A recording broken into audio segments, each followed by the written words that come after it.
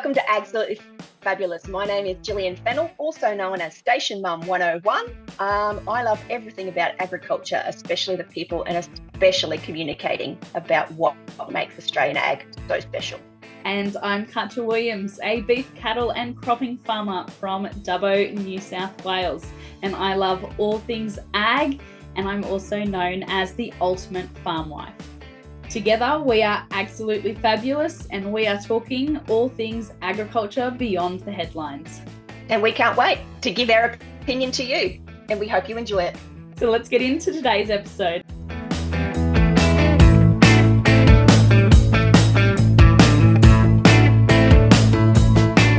Oi, we're together. Look at that. Now, just to let everyone know, we are filming this at night. We've both had a very long day. We just had dinner together, which was lovely. I had a couple of G&Ts, so it's gonna be fun. Let's get into it. Thanks everyone for joining us. So it has taken nearly 6.5, almost 7 hours for me to get down here. We are at the Australian Women in Agriculture Conference. And Gillian, how was your trip? So yesterday I drove 9 hours down to my parents' farm in the mid-north of South Australia. And then this morning I drove another 3 hours into Adelaide to catch a plane to Sydney. And then I caught another plane to Albury. So I've been on the road for a while. Just a little trip. Just a little trip. But we're used to it, so. But we are here. We are excited to be speaking on the Amplified Voices for Women in Agriculture at the conference. And we're excited to be recording episode 6 together. Yay!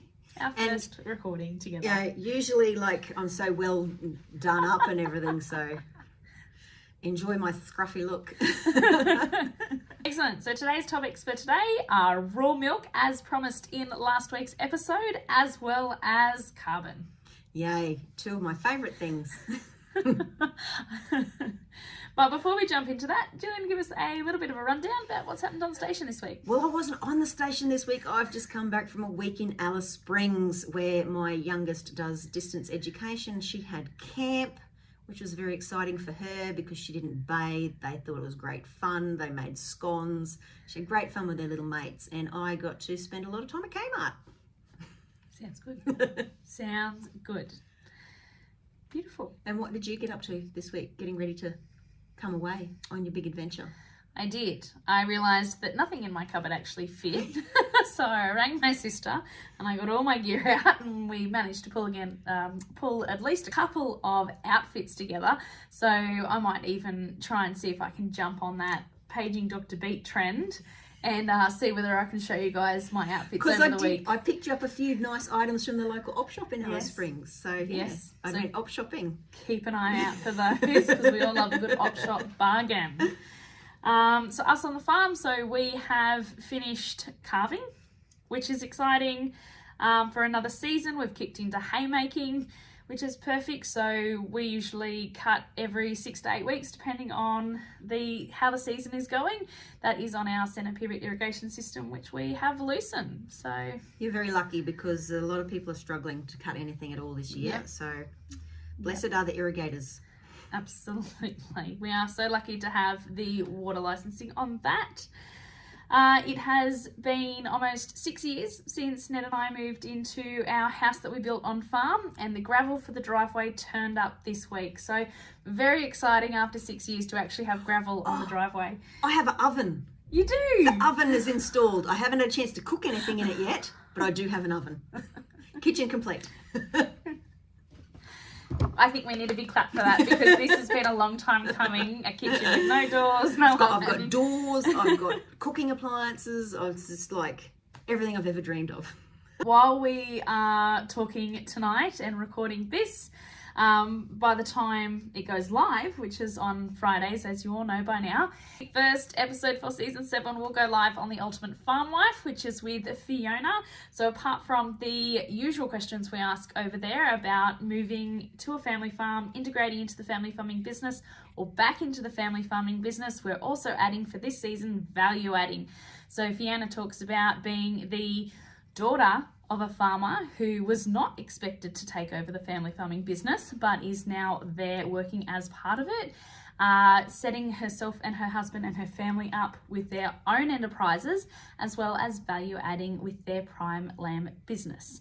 So that is a great one to jump on and have a listen to. Beautiful. And exciting news, with the 2025 Farm Wives Conference, we have a fuel sponsor. So the first 100 tickets that are sold will get a voucher to help them pay for the travel to and from the conference, which is very exciting. And if you're not following that on Facebook and Instagram, what is wrong with you? You should be. And for those people who've complained about being called Farm Wife Concert, a lot of people do choose to identify as farm wives, and just because you're not a wife doesn't mean you can't come and you won't get value out of it. It is the practical skills that are not often taught when moving to a farm or back into a family farming business, and there is so much that is valuable and you will take away that you can actually implement into your farming business. It's not just a conference where you go for inspiration and you go to listen to stories or startups. It is much, much more than that. It is the practical skills that you are going to be implementing onto your farm on a daily basis. So guys, jump across, have a look. The links will be in the description below. And it's at the zoo. Yeah. Like, how cool is that? Yeah, the Western Plains Taronga Zoo, based out of Dubbo. So if you are bringing the kids or the family and you're staying on site, then you get tickets to the zoo, the 2-day passes. I heard a rumour that we're going to feed lions at lunchtime. Oh, we shall see, we shall see. But let's jump into raw milk. Gillian, do you want to start us off? Oh, raw milk. So this is the thing. I am not a fan of people purchasing and drinking raw milk, which is a very different scenario to if you own your own milking cow and you milk it and then you drink it, which many of us have done for many years. It's a very different scenario to someone selling you raw milk, because when you do food safety handling, there's like, you got your time and your temperature, and there's another T that I can't remember because it's been that long since I did food safety, because my mum used to own a cafe and I used to manage a restaurant, so I've done all that shit a long time ago. If you want to drink raw milk, knock yourself out. Please don't buy it off some random at a market or at the shop, because that will most likely make you sick. But if you want to milk your own animals, go right ahead. And fun fact, it is actually illegal in Australia to sell raw milk. So that is the consumer law on that one. So you are buying it, it's illegal. Yeah, and there's a really good chance, especially if you're feeding it to kids, it will make them sick. There's a really good reason why pasteurization was invented. And we are really lucky in Australia that we don't have things like TB and that sort of stuff, because we are blessed. So let's keep it that way. Biosecurity, we talk about that a lot. But please don't put your health or the health of others at risk by drinking raw milk that you've purchased. If you want to milk your own animals, many of us have done that for many years, knock yourself out. But please don't buy it, especially off random people on the side of the road. Don't do that.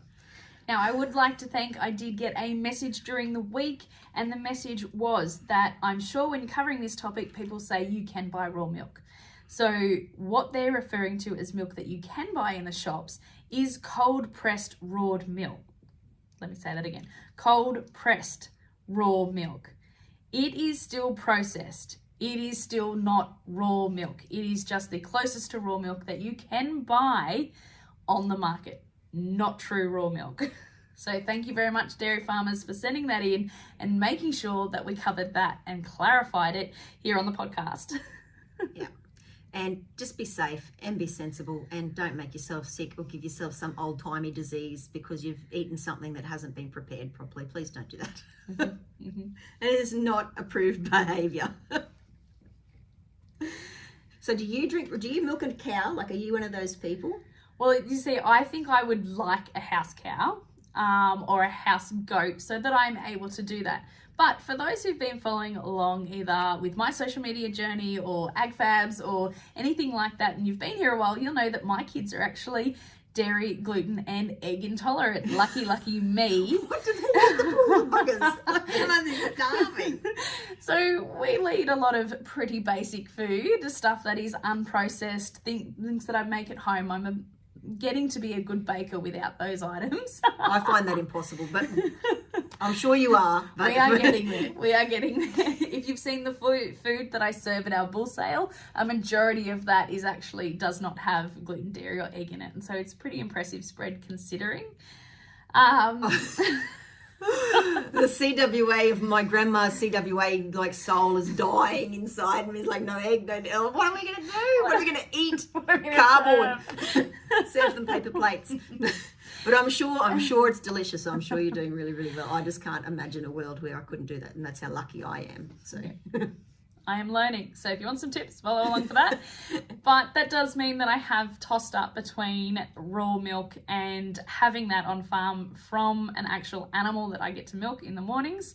I have not been allowed to have one yet, but I'm working on it because studies out of America are showing a link between raw milk and dairy intolerance. So a lot of people who are dairy intolerant and lactose intolerant can actually handle raw milk because of the enzymes that are not cooked off during the processing. See, if you didn't tell me that, I'd think that was bullshit. So, but then they're also linking, because all three of my kids are asthmatic. Lucky me. Yeah. Great environment with pollen and dust and pasture and cropping, the farm in general. Please, I'm trying to keep my kids alive, I promise. Is that if they are starting to consume raw milk and they do have these allergies, there is a link to say that their asthma is actually deactivated and their health improves. So interesting link between allergies and asthma. I have heard that though. I have heard that there's what children are exposed to as children does have a big impact on allergies they develop later in life. Because fun fact, I'm allergic to grass, and I grew up in Midwest Queensland where for the bulk of my childhood there was no grass because we were in drought. And luckily I now live in the desert where there's also no grass. So I'm quite happy most of the time. Which makes for a bustling cattle enterprise. What do they eat? Dirt, rocks. Doesn't matter, still put on weight. So that is probably my fun facts about raw milk. Did you find anything else, have anything else to say? I don't have anything else to say really, but if you are going to get a creature to milk, I would recommend a goat. My mother-in-law had milking goats. I've milked goats. I'm not a fan of goats. They're a very handy creature, but they're not my favourite animal, mainly because when you pick them up and they're babies, to mark them, they cry like actual babies. And the first time I did it, it looked at me like a human baby and cried, and I went, "Ugh!" and threw it back on the ground. That's why I don't really like goats, and plus they can be quite obnoxious. But my husband grew up on raw goat's milk for his entire childhood, and he seemed to do quite well. So get a goat, because they're a lot easier to handle than a cow as well. AgFabs, let us know what you think about that. Again, I'm for personal choice, so kudos to anyone who guessed that in the comments and in our poll up on our social media. Yes, all for it, your choice. Don't be stupid. Don't get sick. Be wise. Be healthy, be happy, do your research. Yeah. Proper research too, not watch a YouTube video research from proper people who actually know what they're talking about. Who are in the industry. Beautiful. So before we jump into our next topic, let's see, any social media messages or emails? I have heard a couple of bits of feedback. One, a lady who said, I don't listen to podcasts anymore except yours. Aww. Because that was very nice, because she also has a podcast of her own, and I will do an indirect shout out so you know to follow her, and I do say that you should be listening to her quite a lot. And I was also, this is getting very interesting for me, because the people in my real life who I deal with at school they're getting to find out that I do these other things. So it's a very nerve-wracking thing that some of the teachers at my daughter's school have found the podcast. So I better not talk too much about the school. No, they're lovely people. And one of them is actually here from Albury-Wodonga, because we do distance education, obviously, so she can teach from anywhere in Australia. And she's from a farm, so doesn't know much about cattle, knows a lot about crops though, and she's a lovely, excellent teacher. And that's getting very anxious that they're getting that crossover from my real life to my internet life, and I don't think I like it. But any advice for Gillian? Also pop that in the comments below and on the social reels, because I'm sure that many of you may have had something similar in the past where your two lives meet. Yeah. My mum still hasn't listened to the podcast, which is good, and she also doesn't know that I talk about her cooking on the internet. We'd only say good things, but she still wouldn't like it because she doesn't like that sort of thing. She's very old-fashioned. What about, do people know that, like, around where you live locally, do they like, well, that's that mad podcast lady? Or... Not yet. Not yet, but we're working on it. They're probably like, oh, it's the lady that doesn't get off farm, but she talks on the internet. Yes, well, I have been told that I just want to be famous. Okay. Well, I don't, because I don't, like, anyone who really knows me properly and has met me in real life, like, I'm friendly enough, but I don't enjoy a lot of attention. And that's why I like talking to you through the camera, because you're away on your computer and I don't have to deal with you in real life. And that's why Gillian usually prefers not to record in person. It's not geographical at all. And you might be able to, for the first time, you can actually see the top of my t-shirt. So this is my friend Dimity Smith from Grow Rural, and I've been wearing her shirt all day. So let's get you on the map. Look up Grow Rural. She's great. It's great. She absolutely is doing amazing and wonderful things. And before we jump into our next article, we were ranked on a very amazing page so cool. This week. Did you see our socials? We were ranked number 1 on I can't even read the notes. It was too exciting. We can't even talk about exciting. it. We were on the first page of Great Aussie Pods podcast page. So that we know how the industry works. Usually you nominate yourself for that sort of stuff and then you go, oh my God, I'm so blessed. Thank you, God. Thank you, Jesus. But we had no idea, because the first thing I saw about it was when they tagged me in their post on Threads, not even Twitter or Instagram, it was Threads. I'm like, what? But that was incredible. So someone's listening and I'm really glad. We're really grateful. So please review and rate us, because it makes us feel good inside. Yeah. And so you can do that on any major podcasting platform that you're listening to us, wherever you get your podcasts. Jump in, rate, review. It does help, it does get to spread the word that this is what we're doing, this is what we're talking about. And if you are on YouTube, then please subscribe to the channel and drop a comment. Oh, and did you see on social media another thing? NFF is copying us. National Farmers Federation. They put up a post of a canola paddock and goes, it looks lovely, but don't go in there. Don't trespass. And we did that first. Stop copying us. We spoke about it. NFF. I'm watching you. Carbon. No, Let's jump into carbon on that note. Yes, carbon. Apparently the industry that's going to save us all from financial ruin, but heaven forbid you have to actually grow food for people to eat. Yeah, it's a tricky one, because some producers are in the position for it to be a good income stream. And I don't, if you can make money out of it, you knock yourself out. You got to pay your bills. You got to do what you got to do. And I know a lot of people have carbon projects. We've been talking about maybe having one at our place. But it's talk at the moment. So, because, you know, who can't turn down free money? Like, because that's what they tell you. When the carbon aggregators come and knock on your door, they're like, would you like some free money? Let me show you all these millions of dollars you can earn. And we're like, are you sure? Which is a problem. I think it's a massive problem. I did say to Gillian before we sat down to record that this is probably a topic that I get quite heated over, and it is because the way that carbon was introduced to me is that, well, all these big companies who are saying, yes, we are doing net zero, yes, we are doing sustainable practices, yes, we are doing this, yes, we are doing that, are buying their carbon credits. They're not actually earning their carbon credits. And so that is something that, for me, that's not moving the needle forward. That's not moving us towards an actual net zero that the country is supposed to be talking about. So if you really do believe in carbon, if you really believe in these credits, then you cannot buy them. You need to generate them. And the people who are against farmers, who are against agriculture, and you wanna know what? Guess where they're buying their credits from? They're buying them from agriculture. They're buying them from the croppers. They're buying them from the regenerative farmers.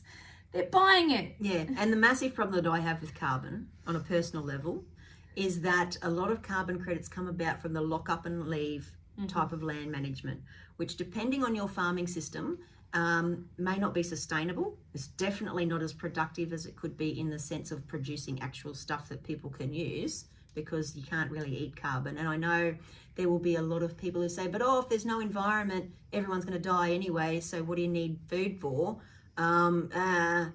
We sort of need to keep living. Mm-hmm. We'd like to keep living. We'd like people to not starve to death, if at all possible, in the end goal of becoming carbon neutral. And I know a lot of people, the science around it for some people is very controversial. We're not here to talk about the science of climate neutrality or global warming or any of that sort of stuff, because we are not climate scientists. And you believe what you're going to believe, and you believe what you research. Yep. You believe what you witness. Do what you like. That's none of my business, to be completely honest. But we are interested in the way that carbon is sort of, agriculture is expected to be the saving grace for every other industry on earth, and they make no changes whatsoever. And I don't think that's fair. And at the end of the day, eventually our own industry is going to have to be expected to be at least carbon neutral. And if we're selling our credits to someone else, we can't claim them as well, because there's only one of them. You can't like double dip. So that's something that we need to be really cautious of as an industry, and when we're setting policy and those sorts of things. Yeah. For our listeners, did that part of carbon credits ever get explained through mainstream media?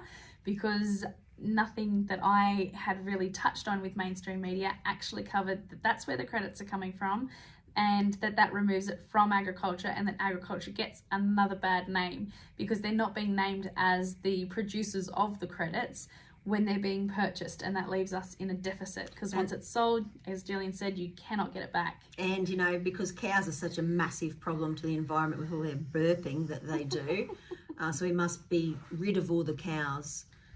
Interestingly, we don't ever want to get rid of the millions of cats and dogs and horses and other companion animals which also emit methane, or bogs or wetlands or rice paddies. We just want to get rid of the cows. So that's a very interesting sort of spin on the climate sort of carbon neutral thing that, you know, it's all nonsense. But agriculture cannot continue to be bearing this burden for the rest of society. If the rest of society wants to be carbon neutral so badly, then they're going to have to do something about it besides just taking our credits off us. Yeah, absolutely. And that was definitely going to be my next point as well. Like the greenwashing that all these companies are doing fantastic work, whether they are in oil or tech or mining or big food, like big processing plants. It's not sustainable. This system is made to hit all the bingo words and politician words and all those keywords that people are throwing around at the moment about sustainability, about environment. Yep, it ticks all the box. Not sustainable, not actionable. And when you look at some of the nonsense, so like your airline says, oh, well, we're carbon neutral. Impossible for a start, because like, I don't know what sort of shoddy accounting you're engaged in. Banks are like, oh, we're climate neutral bank. For a start, I don't know. I just can't, like, I don't know where we're going to go with this conversation. Like, yes, we need to do something to make sure that humanity and the world and everything is sustainable. Obviously, like, I don't know, when's the world going to blow up? In about 100 million years or something? I don't know. We need to make sure that we're going to be able to stay alive. But we also need to live while we're doing that. We can't just stop everything. Yeah. Because the only thing we're stopping or handbraking is food production, food and fibre production. We're not handbraking anything else. Yeah. Like, I think I read a statistic somewhere, if concrete was a country, it'd be the third biggest carbon, like the third biggest emissions emitter in the world. We're still building stuff out of concrete. Sure. Yep. So I just would want to wind that back just a little bit to explain a little bit, if you're not into any of the carbon scene, if you haven't really been introduced to it before, so, and you're wondering what makes a carbon credit. So reducing or avoiding emissions. So 1 carbon credit equals 1 tonne of emissions stored or avoided. So you can do some really creative accounting around that definition as well, because how do you know that it's been stored? How do you know that it's been emitted? That's more tests, whether that is soil tests or atmospheric tests or anything like that. And guess what? And guess who has to pay for that? Oh, we do. The farmer. Yeah. The farmer who they are buying the credits off. So we are being told we need to do these carbon credits, these carbon programs, And that's another cost that's being put on agriculture, that unless you are selling these credits, you're not actually getting any money back from your business. And also, like these carbon credits that are these mythical things that are they're a commodity, right? So they're at the whims of the market. So you can manipulate the market to make sure that you don't pay very much for these credits. We still have to suffer the expense of creating them and accounting for them, because the aggregators won't pay for them and the buyers won't pay for them, because the market will take care of it. And yeah, it's so skewed towards disadvantaging the people who actually have to produce these credits that I find it gobsmacking, to be completely honest. But it's been sold. It's the Messiah. It's going to save us all from a terrible burning death. I don't think it actually will, to be completely honest. And I think there are better ways we can go about this. And before anyone wants to hate us, we're not saying that we have to not stop emissions, and our industry doesn't have to be responsible. All of those things are 100% true, but every industry has to do it, not just us. Yeah, absolutely. Absolutely. There's got to be another way to do it. We need to acknowledge that. Guys, if you're listening and you have an idea about how that might be done, we'd love to hear it. So again, place that in the comments. I do not want to hear, though, about taking money off people to make sure it rains at their property, because I will not entertain that nonsense, because that is bullshit, especially when it involves a wormhole. That's a very interesting thing that's been happening. There is a guy sounds like there's more of a story on behind social that. media who is telling people that if you give him money, he can make it rain at your place. Okay. And he has the science, and but it's very easily weaponized, you see, so he can't actually tell you what it is. And it's loosely based on a theory that Einstein developed, I think in 1932 or something, but it comes down to wormholes. Very good. So yeah, 100% legitimate. If you know more about wormholes and what you think of that, you can also, message us about that. Please don't give that person any money. Don't give anyone any money if they tell you they can make it rain, because it's not true. Nope. One of the points you did bring up is the locking of land. So if big companies are coming in, they are buying agricultural land, locking it up to get their carbon credits, and they are leaving it. So they are not actually producing anything on that farm that is actually benefiting the agriculture system. It's not benefiting the community. But guess what some of these places are producing? Feral creatures and pests. So in a lot of these areas where these big companies are buying land, locking it up, claiming their carbon credits, and doing nothing with the land itself, but they are claiming regeneration or revegetation or coming back to native pasture lands, all the big words again. Yes, pest control. It's out of control. They are becoming breeding lands for roos, pigs, cats, dogs, you name it. They're breeding up on these blocks, and then the farmers around them are trying to put up exclusion fencing or having to pay and invest in hunting programs. You name it, the farmers around them are trying to do it. Something else that is not benefiting the agriculture industry, that the big companies do not care about because it doesn't impact them. It doesn't impact their bottom line. And their shareholders are quite happy to have that land bought with their company profits and locked up, because it means they're now climate neutral and they're good corporate citizens, and they can all pat themselves on the back and give themselves a big fat ESG tick, when in reality they have really severely impacted the people who live in that community, which is not cool. But they've got lots of money, so of course they can do what they want, and they're mining companies, so the government says, oh yes, please take our minerals and resources overseas and give us no money for it and impact the local community. That's a great idea. But no, we're not cynical at all. But this is a really interesting thing, because this is something that we probably haven't paid enough attention to as an industry. The sheer volume of land that these mining companies are going to need to purchase to offset their emissions, because they won't be able to do it through schemes or whatever, because a lot of the science around carbon credits and that, especially in the more arid areas of Australia, have been proven to be not great, possibly inaccurate.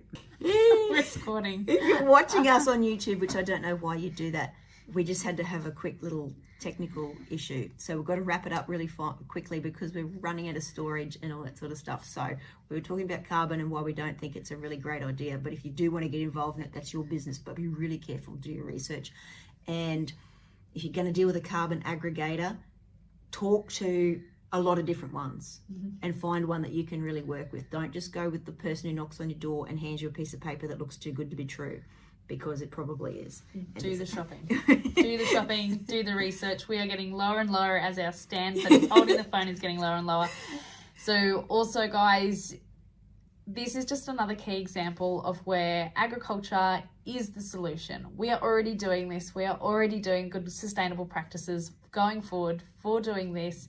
And it's another thing where we can just say, other industries, back off, because we're already doing it. Fix your own shit. It's not our problem.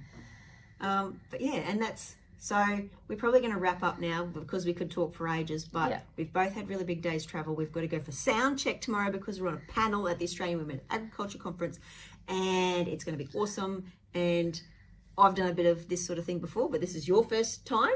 First time at a conference, big conference level. So and the speaking conference is sold out. So there is over 200 guests who will be at the conference tomorrow. So looking forward to that. Yeah, it's going to be great. And don't worry, I'll hold your hand. You'll hold my hand through the panel. I'll try not to dominate the conversation, as I do have a tendency to do. Not because I loved hearing myself, but because I just get really excited and love to talk. So we'll be coming to you with lots of photos. Keep updated on socials, and we'll talk to you all soon. All right, bye. Bye.